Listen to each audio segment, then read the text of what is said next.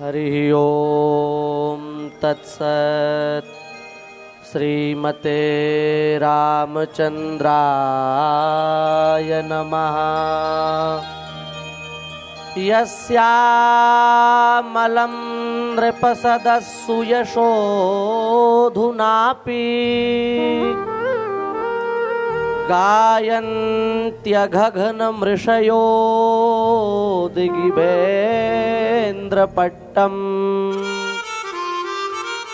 तं नाकपालवसुपालकिरीटजुष्ट पादाम्बुजौ रघुपतिं शरणं प्रपद्ये।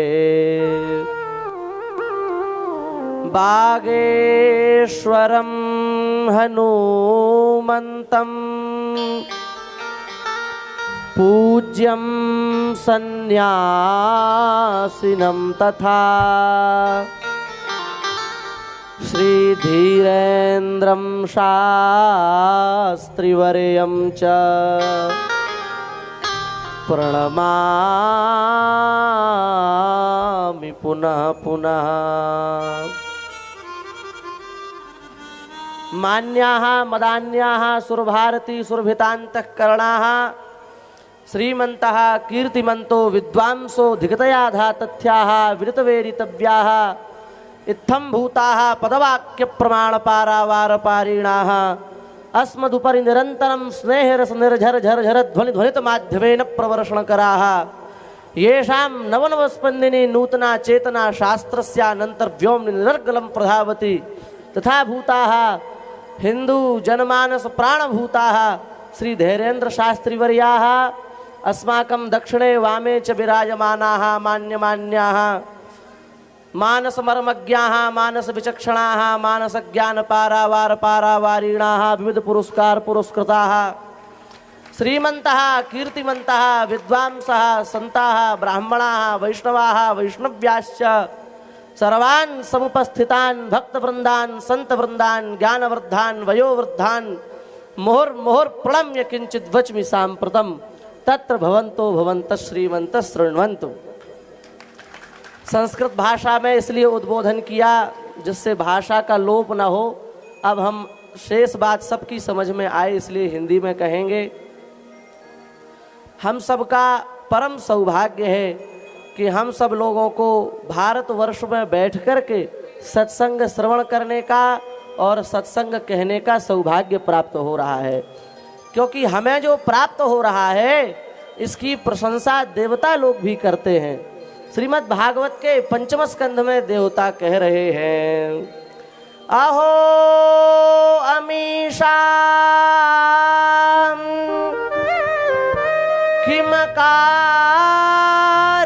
किमकारिशोभनम् प्रसन्नमेषां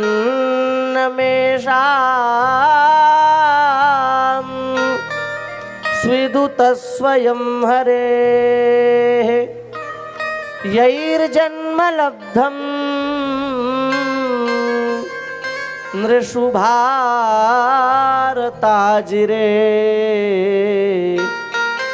मुकुंद सेवौपैकं स्पृहायिनः न यत्र वैकुंठ कथा सुधापगा न साधवो भागवतास्तदाश्रयाः न यत्र यज्ञेशमखा महोत्सवाः सुरेश लोकोऽपि न वै ससेव्यताम्।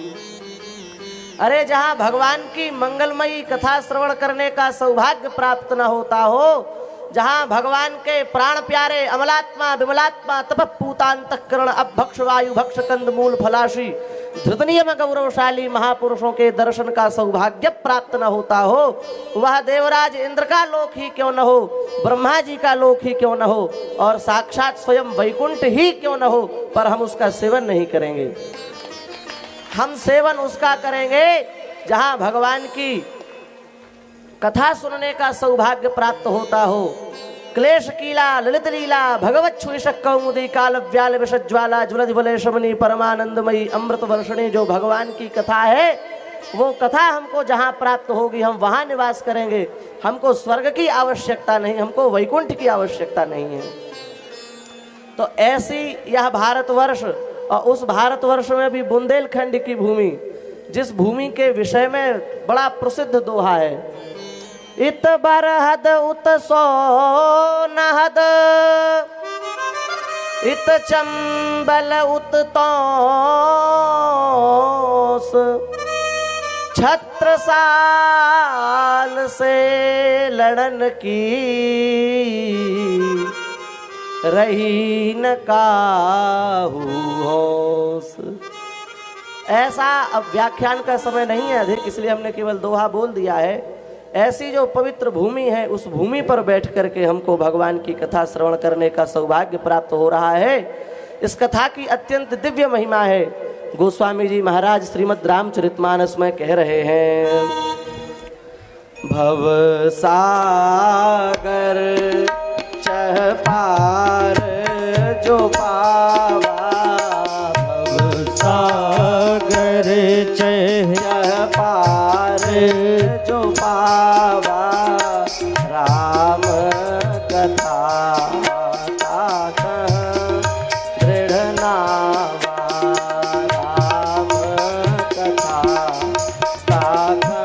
दृढ़ नावा, भव सागर चह पार जो पावा, भव सागर चह पार जो पावा, राम कथा दृढ़ नावा, राम कथा दृढ़ नावा। इस संसार रूपी समुद्र से यदि पार जाना चाहते हो तो उसके लिए जो भगवान की कथा है वो सुदृढ़ नौका के समान है। नौका की विशेषता यह है कि वो जल में रहते हुए भी जल में डूबती नहीं है, और उस नौका का जो आश्रय ले लेता है उस आश्रित को डूबने भी नहीं देती है। उसी प्रकार से भगवान की कथा संसार में रहते हुए संसार में डूबती नहीं है, और भगवान की इस कथा का जो जीव श्रद्धा पूर्वक आश्रय ले लेता है उस जीव को भगवान की कथा डूबने भी नहीं देती है। ये इस कथा की विशेषता है। वस्तुतः हम यह कह सकते हैं हमारे ऊपर किसने आक्रमण नहीं किया, हमारी संस्कृति को मिटाने का प्रयास किसने नहीं किया। पूरे विश्व में ऐसा कौन है जिसने हमारी संस्कृति को, हमारे परंपरा को, हमारे धर्म को समाप्त करने का प्रयास न किया हो। पर उसके बाद भी आज हमारे सामने जो कुछ धर्म सुरक्षित दिख रहा है, दास की ऐसी दृष्टि है, हमें ऐसा लगता है कि वो श्रीमद् रामचरितमानस और श्री गोसाई जी की कृपा है। नहीं तो आज धर्म समाप्त हो जाता, आज धर्म दिखता नहीं। पर फिर भी जो कुछ धर्म दिख रहा है, शेष मात्रा में हम सबके सामने प्रकट हो रहा है, वह श्री गोस्वामी जी की कृपा है।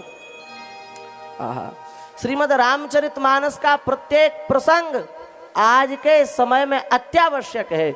यदि हम भारत को हिंदू राष्ट्र बनाना चाहते हैं, भारत में रामराज्य स्थापित करना चाहते हैं, तो हमको श्रीमद् रामचरितमानस का आश्रय लेना पड़ेगा। बिना उसके आश्रय के न हम भारत में रामराज्य की स्थापना कर सकते हैं, न हम भारत में हिंदू राष्ट्र की स्थापना कर सकते हैं। श्रीमद् रामचरितमानस में किसके लिए शिक्षा नहीं है?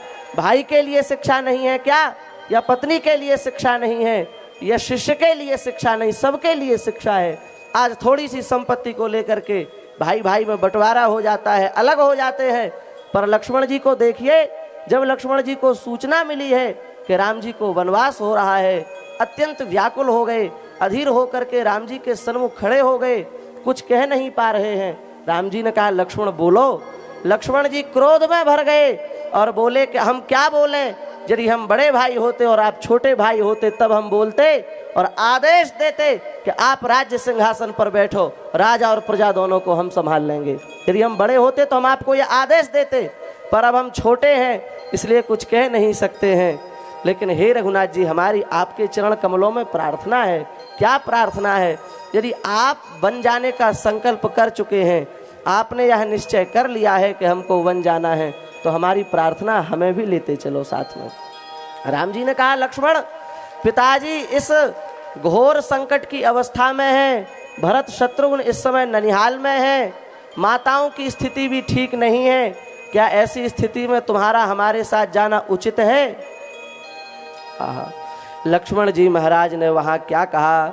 लक्ष्मण जी महाराज कह रहे हैं, हे नाथ, जिस धर्म का संबंध लोक से होता है और जिस धर्म का संबंध परलोक से होता है, उस धर्म का नाम सामान्य धर्म होता है। पर जिस धर्म का संबंध न लोक से होता है, न जिस धर्म का संबंध परलोक से होता है, जिस धर्म का संबंध अखिलांड कोटि ब्रह्मांड नायक परात्पर पर ब्रह्म सर्वेश्वर भक्त वांछा कल्पतरु भक्त वत्सल शरणागत वत्सल दीन बंधु दया सिंधु कृपा सिंधु श्री रघुनाथ जी के चरण कमलों में होता है, उस धर्म का नाम परम धर्म है।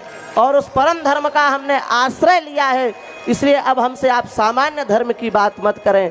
अब तो हम परम धर्म की स्थिति में आ चुके हैं। और परम धर्म कहता है, गुरु पितु मातु न जानहि काहू, गुरु पितु मातु न जानहि काहू, कहूँ स्वभाव नाथ पतियाहू, कहूँ स्वभाव नाथ पतियाहू, मोरे सबई एक तुम स्वामी, दीन बंधु और अंतरयामी,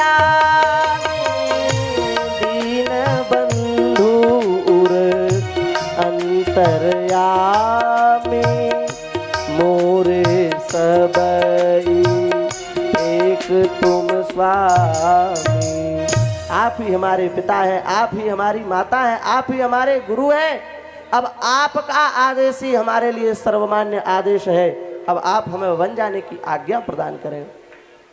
राम जी ने कहा कि हम तुमको वन साथ में ले जाएंगे, पर तुम अपनी माता से तो आज्ञा लेकर के आओ। यदि तुम्हारी माता आज्ञा देगी तब हम तुमको अपने साथ ले चलेंगे। श्री लक्ष्मण जी महाराज सुमित्रा जी के पास में गए। सुमित्रा जी ने जैसे ही सुना कि राम जी के साथ लक्ष्मण जी वन जाना चाहते हैं, प्रसन्न हो गई। उनके हृदय में भाव आया कि आज हमारा मातृत्व सफल हो गया, हमारा पुत्र श्री राम के चरणों में लग गया, श्री राम की सेवा में लग गया, आज हमारा मातृत्व सफल हो गया। क्योंकि पुत्रवती जुवती जग सोई, रघुपति भगति जासु सुत होई, तुमरे ही भाग्य राम बन जाही, दूसर हेतु तात कछु नाही, जननी जने तो भक्त जन, दानवीर या सूर, नहीं तो जननी बाज भली, काहे गवावे नूर। और हमें बड़ी प्रसन्नता है, हमारे पूज्य श्री शास्त्री जी की माता जी ने एक ऐसा हिंदू शेर पैदा किया है, ऐसे हिंदू शेर को प्रकट किया है जो संपूर्ण राष्ट्र में राम की भक्ति को प्रकाशित कर रहा है, जो संपूर्ण राष्ट्र में राम जी की भक्ति को प्रतिष्ठित करने के लिए, राम राज्य को प्रतिष्ठित करने के लिए, हिंदू राष्ट्र की प्रतिष्ठा के लिए आगे बढ़ रहे हैं। हम सब भारतवासी ऐसी माता की कृतज्ञता ज्ञापित कर रहे हैं जो उन्होंने ऐसे पुत्र को जन्म दिया। वस्तुतः उसी माता का मातृत्व सफल है जिसने अपने पुत्र को श्री राम जी के चरणों का अनुगामी बना दिया हो। और श्री सुमित्रा माता के हृदय में तो प्रेम है, पर बाहर से खुली आज्ञा दे रही हैं, रामम दशरथम विद्धि माम विद्धि जनकात्मजाम, अयोध्याम अटवीम विद्धि गच्छतात यथा सुखम। वाल्मीकि जी कह रहे हैं, राम जी को ही आज से दशरथ जी के रूप में तुम देखना और मेरा ही स्वरूप श्री जानकी जी को तुम देखना, संपूर्ण वन को ही तुम अयोध्या समझना। हे तात तुम श्री राम जी का अनुगमन करो। और इस आदेश का पालन जीवन पर्यंत श्री लक्ष्मण जी महाराज ने किया। किष्किंधा कांड के प्रसंग में जब राम जी आभूषण दिखा रहे हैं सुग्रीव जी के दिए हुए, लक्ष्मण इन आभूषणों को पहचानो, क्या ये सीता जी के आभूषण हैं? लक्ष्मण जी ने कान पकड़ करके कहा, हे भगवान, ना हम जानामि केयूरे, ना हम जानामि कुंडले, नूपुरम त्वभिजानामि, नित्यं पादाभिवंदनात्। हे रघुनाथ जी, हम श्री किशोरी जी के मुकुट को नहीं जानते। ना हम जानामि केयूरे, तो कुंडलों को जानते होगे? नहीं। ना हम जानामि कुंडले, कुंडलों को भी नहीं जानते। तो क्या जानते हो? नूपुरम त्वभिजानामि। राज्य से लेकर के आज तक जब श्री किशोरी जी अपने राज्य में कनक के यूर कटकादि प्राघ्याद्याभूषणों से आवृत होकर के महल में चलती थी और उनके रुंझुन रुंझुन जब पैरों में बंधी हुई जो रुंझुन जब वह झनकती थी तो ऐसा लगता था मानो भगवती शारदा सरस्वती ब्रह्मलोक में बैठ करके वीणा वादन कर रही हो। जब श्री जानकी जी अपने महल से बाहर आती थी तो ऐसा लगता था मानो ध्रुव तारा ही बिंदी के रूप में प्रतिष्ठित हो गया हो। ऐसा अपूर्व सौंदर्य श्री जानकी जी का। पर हे नाथ, हमने तो आज तक केवल उनके चरण कमलों की वंदना की है, इसलिए उनके नूपुर को तो मैं जानता हूं और किसी वस्तु को मैं नहीं जानता हूं। यह है रामराज्य। और क्या आप ऐसे रामराज्य की स्थापना नहीं चाहते? यदि चाहते हैं तो कहें, हम ऐसे रामराज्य की स्थापना चाहते हैं। और ऐसे रामराज्य की प्रतिष्ठा तभी होगी जब भारत हिंदू राष्ट्र बनेगा।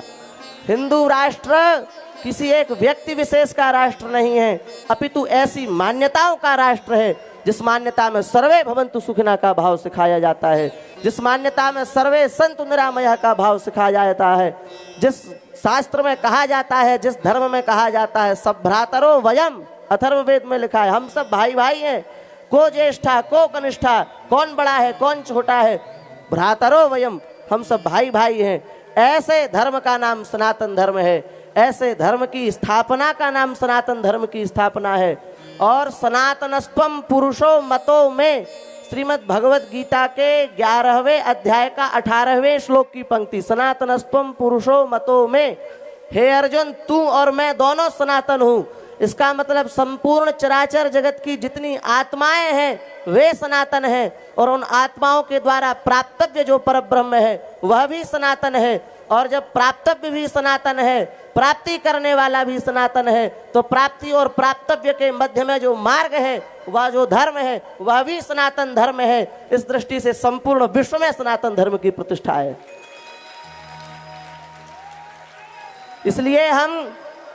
इसलिए हमारे यहाँ तो ऐसी संस्कृति है महाराज।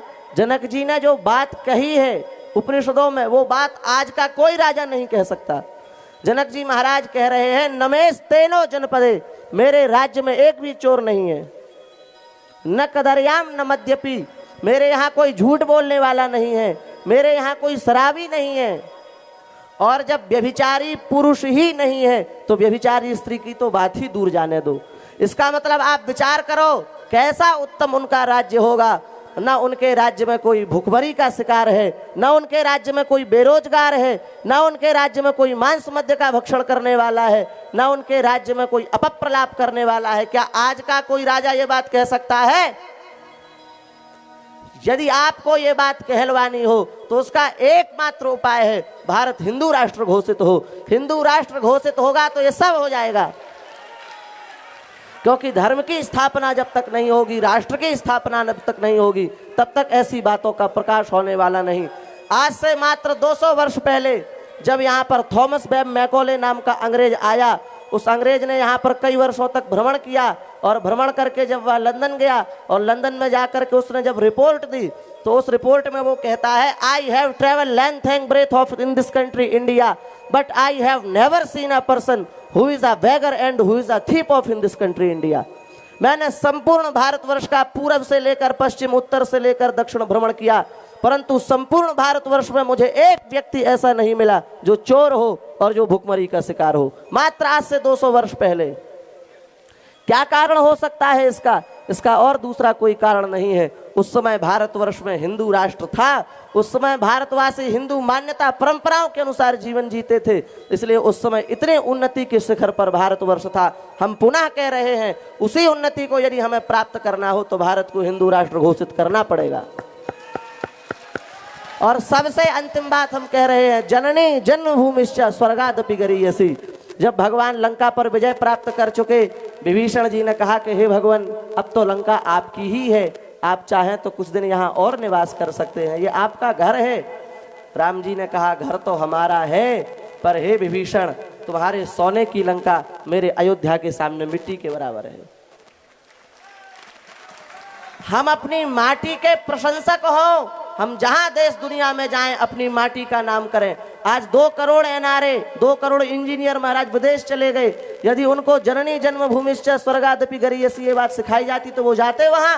कदापि नहीं जाते, और वे भारत देश में काम करते, और भारत देश में काम करते तो आज भारत किसी और शिखर पर होता, आज भारत किसी और उन्नति पर होता। इसलिए ये पाठ पढ़ाना जरूरी है और सबको बताना जरूरी है कि जननी जन्मभूमिश्च स्वर्गादपि गरीयसी। अधिक समय न लेते हुए हम अंतिम में छोटी सी बात और कह रहे हैं। लोग राम जी के अस्तित्व पर भी प्रमाण उठाने लगे हैं। राम जी हैं, इसमें क्या प्रमाण है? हम लोग तो कथावाचक हैं, प्रवचन करते हैं, शास्त्र की जो बातें हैं वो बोल देते हैं, लोगों को विश्वास नहीं होता। जब अमेरिका के सबसे बड़े रिसर्च सेंटर नासा ने राम सेतु के फोटोग्राफ्स लिए और उनको जब पूरे दुनिया के सामने प्रस्तुत किया तो पूरे राष्ट्र, पूरे विश्व ने माना कि राम सेतु था। और जब राम सेतु था तो राम जी भी थे। और हम आपको निवेदन करते हैं, संपूर्ण 100 योजन लंबे चौड़े समुद्र पर राम सेतु का निर्माण केवल 5 दिन में हुआ था, जो आज विश्व का कोई इंजीनियर नहीं कर सकता। ऐसा राम राज्य जिसमें सामंजस्य, सौमनस्य, ऐकमत्य की स्थापना हो, दैहिक दैविक भौतिक तापा त्रिविध तापों से मुक्ति वाला राज्य हो, और समाज, प्रजा, शासक, शासित किसी का पोषण, किसी का कुपोषण ना हो, सबका भली भांति पोषण हो, ऐसे राष्ट्र का नाम है हिंदू राष्ट्र और ऐसे राज्य का नाम है राम राज्य। ऐसे हिंदू राष्ट्र और राम राज्य की व्यवस्था को हम संपूर्ण विश्व में पुनः प्रतिष्ठित करेंगे। और हम फिर कहेंगे कि पूज्य श्री शास्त्री जी ने जो कार्य करके आज संपूर्ण विश्व में दिखाया है वह एक प्रेरणा है, और इस प्रेरणा को लेकर के हम लोग यदि जाग गए तो संपूर्ण भारतवर्ष को अब हिंदू राष्ट्र बनने से कोई नहीं रोक सकता। इसी भावना के साथ में मंचस्थ सभी संत विद्वान महत्पुरुषों के चरणों में बारंबार पुनति पुरस्सर पूर्वक दंडवत प्रणाम करते हुए श्री सन्यासी जी महाराज तथा श्री बागेश्वर हनुमान जी के चरणों में प्रणाम करते हुए अपनी वाणी को श्री ठाकुर जी के चरणों में समर्पित करते हैं। श्री वृंदावन बिहारी लाल की, श्री हनुमान जी महाराज की।